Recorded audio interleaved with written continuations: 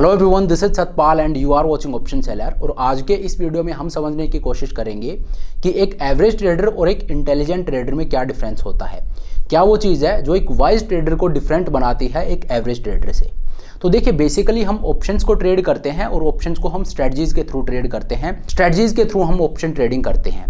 अब स्ट्रेटजीज कहाँ पे कौन सी ट्रेड करनी है, हर एक स्ट्रेटजी हर एक मार्केट इन्वायरमेंट में वर्क नहीं करती है। तो इस वजह से हमें डिफरेंट मार्केट इन्वायरमेंट के अकॉर्डिंग और डिफरेंट स्ट्रेटजीज को ट्रेड करना होता है। अब मार्केट इन्वायरमेंट कौन डिसाइड करता है, तो देखिए मार्केट इन्वायरमेंट है ये वोलेटिलिटी डिसाइड करती है, विक्स डिसाइड करती है। विक्स हमें ये बताती है कि क्या मार्केट इन्वायरमेंट है और इसके अकॉर्डिंग हमें कौन सी स्ट्रेटजी ट्रेड करनी चाहिए। तो ऑप्शन स्ट्रेटजीज जिनके थ्रू हम ऑप्शंस को ट्रेड करते हैं वो हम डिसाइड करते हैं मार्केट में वोलेटिलिटी क्या है उसको देख के। अब देखिए, क्योंकि हम ऑप्शन सेलिंग करते हैं, हम ऑप्शन सेलर हैं, तो इस वजह से हाई विक्स इन्वायरमेंट है वो हमारे लिए रिलेवेंट है, लो विक्स है वो हमारे लिए रिलेवेंट नहीं है। क्यों? क्योंकि जब ऑप्शन सेलिंग करते हैं, जो ऑप्शन सेलिंग स्ट्रेटजीज होती हैं वो हाई विक्स एनवायरनमेंट वाली स्ट्रेटजीज होती हैं।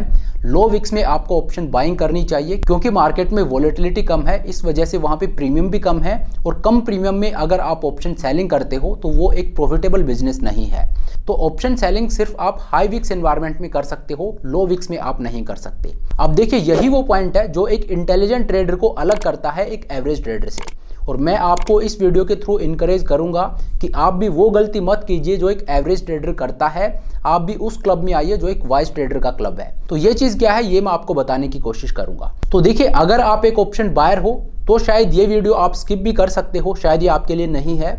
लेकिन अगर आप एक ऑप्शन सेलर हो तो आपको ये वीडियो जरूर देखना चाहिए।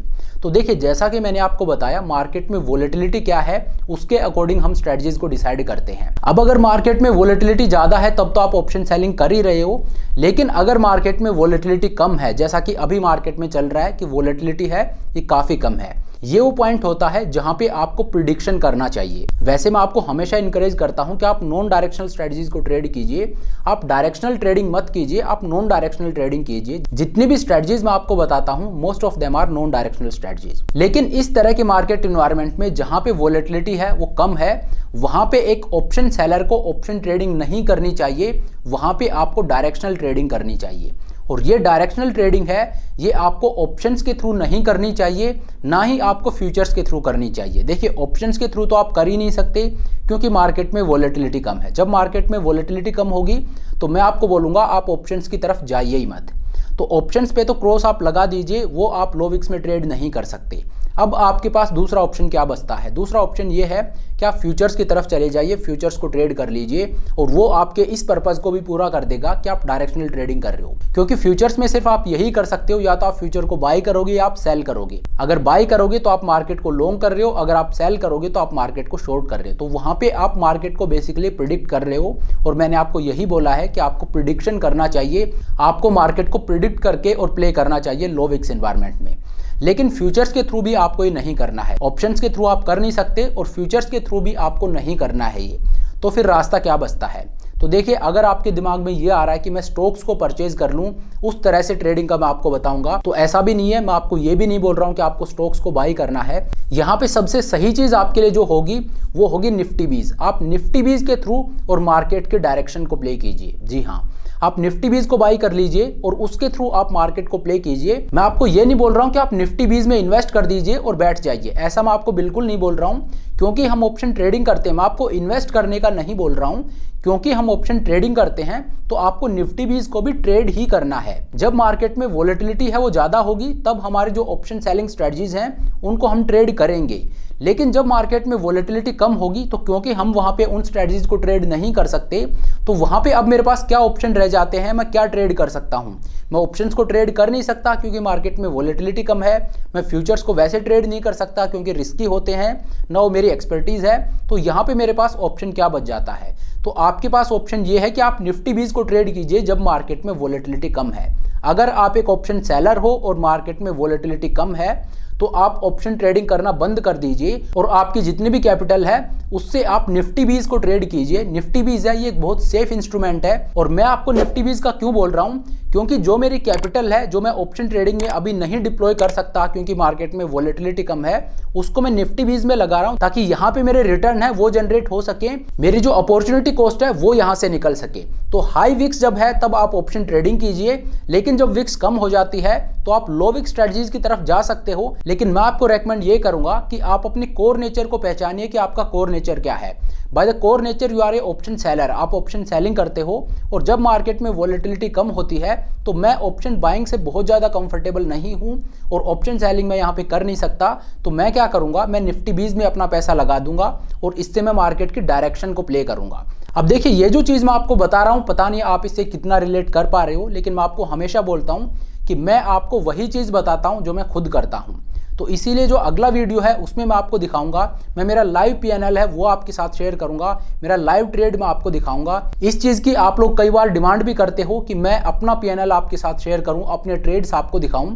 तो अभी क्योंकि मार्केट में वॉलेटिलिटी कम है, देखिए हाई विक्स में हम क्या ट्रेड करते हैं, मैं क्या ट्रेड करता हूं, ये आप सभी को पता है। लेकिन क्योंकि अभी मार्केट में वॉलेटिलिटी कम है तो ऑप्शन सेलिंग हम यहाँ पे नहीं कर सकते।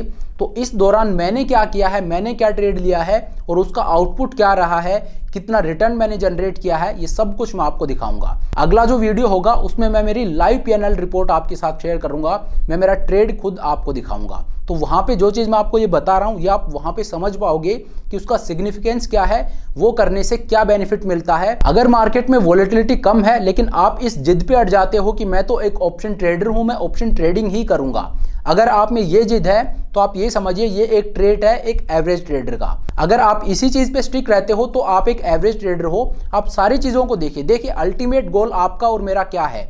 मार्केट में कोई भी बंदा आता है उसका अल्टीमेट गोल ये है कि मार्केट से पैसा कमाना है।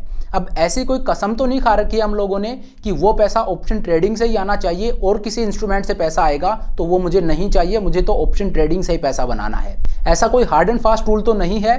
अल्टीमेट गोल है कि हमारा पैसा बनना चाहिए। तो जब मार्केट में वॉलेटिलिटी ज़्यादा होती है तो ठीक है, मैं ऑप्शन सेलिंग कर सकता हूं जो मेरा कोर नेचर है। लेकिन जब मार्केट में वॉलेटिलिटी कम होती है वहां पे अगर आप इस जिद पे अड़ जाते हो कि नहीं मार्केट में वॉलेटिलिटी कम है वो ठीक है लेकिन मुझे तो ऑप्शन ट्रेडिंग ही करनी है, इसी से पैसा बनाना है, तो फिर आप एक एवरेज ट्रेडर हो। और यही वो पॉइंट है जो अलग बनाता है एक वाइज ट्रेडर को एक एवरेज ट्रेडर से। तो आपको एक एवरेज ट्रेडर नहीं बनना है जब मार्केट में वॉलेटिलिटी कम हो, और अगर आप एक ऑप्शन सेलर हो तो आपको अपना पैसा निफ्टी 20 जैसे इंस्ट्रूमेंट में लगाना चाहिए। और इससे आपको क्या रिजल्ट मिलता है ये मैं आपको कल के वीडियो में दिखाऊंगा, मेरी लाइव पीएनएल रिपोर्ट मैं आपके साथ शेयर करूंगा। हालांकि मैं प्रॉफिट और लॉस शेयर करने का बहुत बड़ा फैन नहीं हूं, मैं इस चीज के साथ बहुत कंफर्टेबल भी नहीं हूं, लेकिन आपको समझाने के लिए और कल का जो वीडियो होगा उसमें मैं ये चीज आपको दिखाऊंगा। और ये दिखाने के पीछे का मेरा मकसद ये है क्योंकि ये एक अलग चीज है, एक डिफरेंट चीज है। मैं आपको गारंटी के साथ बोल सकता हूं कि ये चीज आपको यूट्यूब पर कहीं भी कोई भी नहीं बताएगा। तो इस वजह से ये थोड़ी सी डिफरेंट चीज है, तो ये मैं आपको प्रैक्टिकली दिखाना चाहता हूं। लाइव मार्केट में लाइव पीएनएल रिपोर्ट है वो मैं आपको दिखाऊंगा। तो चलिए, ये एक छोटा सा सजेशन आप मान लीजिए, एक छोटी सी एडवाइस आप मान लीजिए। लेकिन अगर आप एक ऑप्शन सेलर हो और मार्केट में वॉलेटिलिटी कम हो जाती है तो आपको ऑप्शन ट्रेडिंग पे स्टिक रहना है, ऐसा कोई हार्ड एंड फास्ट रूल नहीं बनाना है। क्योंकि मार्केट में वॉलेटिलिटी कम है इस वजह से ऑप्शन सेलिंग जो कि हमारा कोर नेचर है उसके लिए अब रिलेवेंट टाइम नहीं है, क्योंकि मार्केट में वॉलेटिलिटी है वो कम है। तो वहां पे आपको स्टिक नहीं रहना है कि मुझे तो ऑप्शन ट्रेडिंग ही करनी है।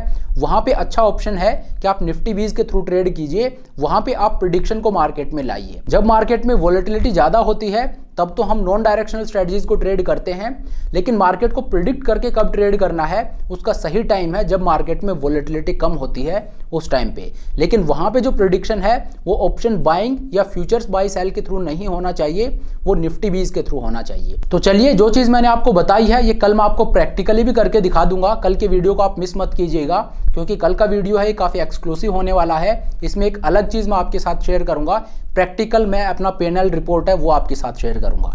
तो चलिए, अब आज के इस वीडियो को यहीं पे खत्म करते हैं। Thank you so much for watching the video. I hope ये वीडियो आपको पसंद आया होगा। अगर वीडियो अच्छा लगा तो मेक श्योर आप वीडियो को लाइक करें, चैनल को सब्सक्राइब करें। This is Satpal signing off.